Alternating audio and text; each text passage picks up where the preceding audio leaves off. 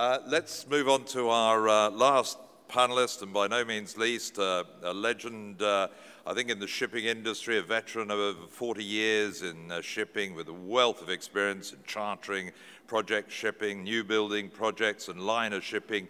Jorn Hinger is the 7th President and Chief Executive Officer for United Arab Shipping Company, and he's going to talk to us about the global economy and how it is impacting the pattern of trade for container operators. Mr. Hinger.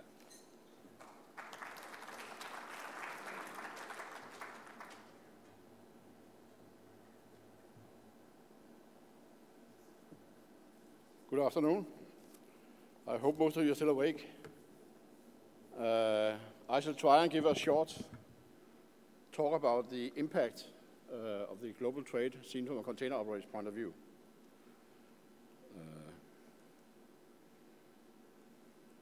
Here we go. So basically, we'll talk about the outlook for the global economic growth, which I think many of my colleagues on this panel has already talked about, and I hope what I'm saying is not going to be too contradictory to what's been said already.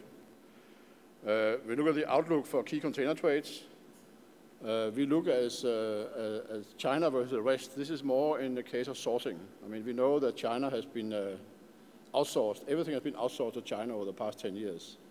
And will that last or will it change? And finally, I think as a container ship operator, we are facing a big game changer in the container shipping, which is the expansion of the Panama Canal. So I'll have a slide on that too. This is supposed to show the changes in GDP 2011 versus 2012, based on latest estimates from IMF. As you can see, there's a lot of red color in Europe. From a container operator's point of view, we are certainly feeling that the volumes into Europe in the main trades have stagnated. We are even looking at a big negative growth in volumes into the Mediterranean. The biggest trade into Europe comes from Asia, obviously. And if you look at the trade going from Asia into the Med, we have looked at a double-digit percentage decrease third quarter this year versus third quarter last year. And you know, in the container shipping, third quarter is supposed to be the busy time, because this is when the retailers ship all the Christmas gifts from China, put them in containers, send them back to the retailers so they can buy all this useless stuff and give to each other for Christmas.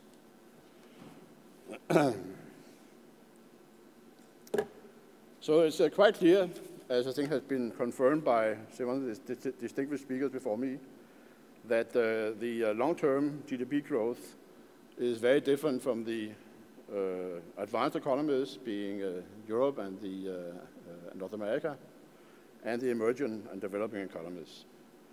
As we see it here, I mean, we know the history, of course, and we see this big valley in 2009, where container trades actually decreased by 11% compared to 2010. It was a huge disaster. We picked up rapidly in 2010, and right now, of course, we are now entering what will happen in the future. I think it's quite clear that the developing market will still continue to show positive growth.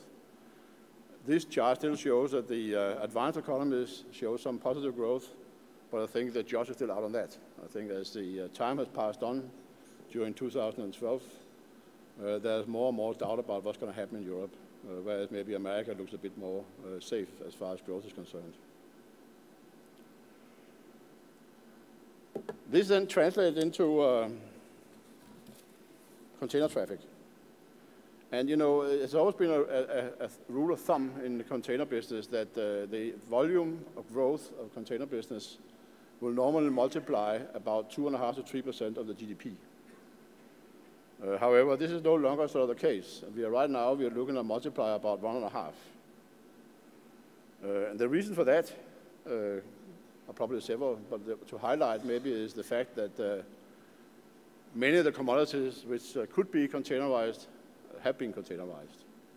So even bulk commodities now moving containers, steel coils moving containers sometimes.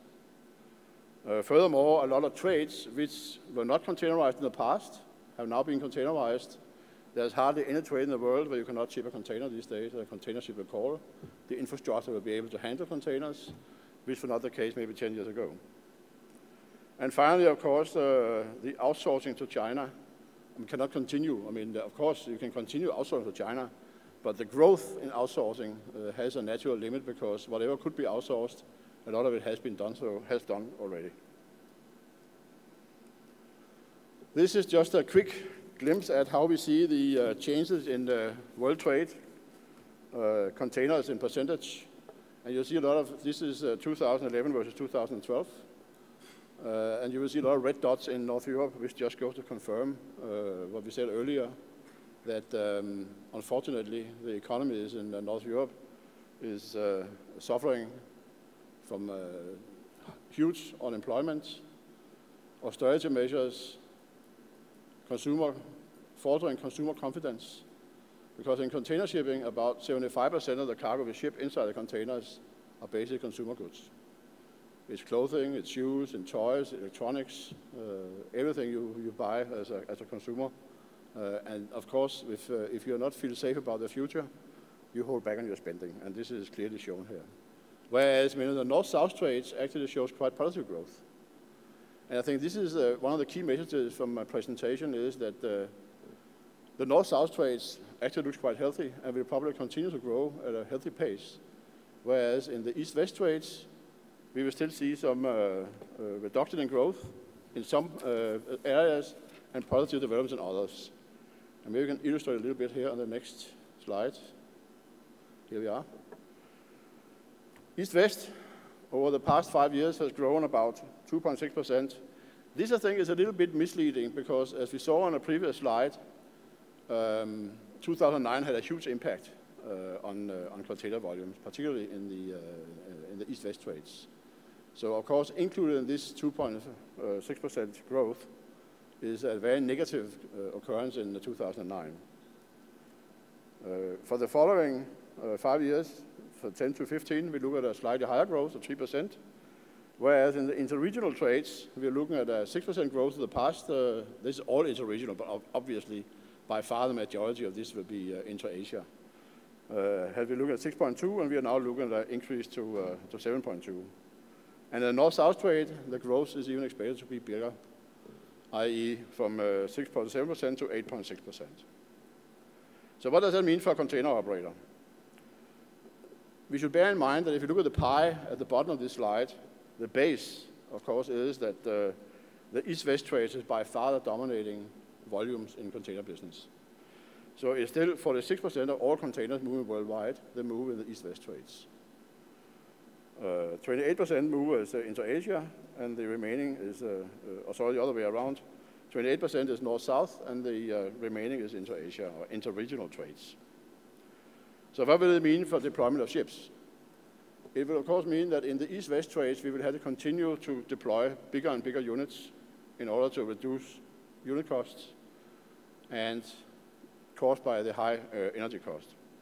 And this basically goes for all trades. In the East-West trades, infrastructure, particularly in the Asia-Europe trade and in the Middle East, are able to handle ships of, today the ships about 14,000 TEU ships, calling many of the ports in the Middle East, which can handle ships of this size, no problem, because the infrastructure is very well developed here for ports. Same goes for Asia, and it goes for Europe. In North America, there are other questions. I mean, maybe the productivity in North American ports are a bit slow, but on the West Coast. So even though you have a big ship coming, you could actually risk to be in Los Angeles for so many days, discharging and loading a big ship, that ship number 2 arrived before ship number 1 has left. And therefore, the benefit of operating big ships are fairly limited.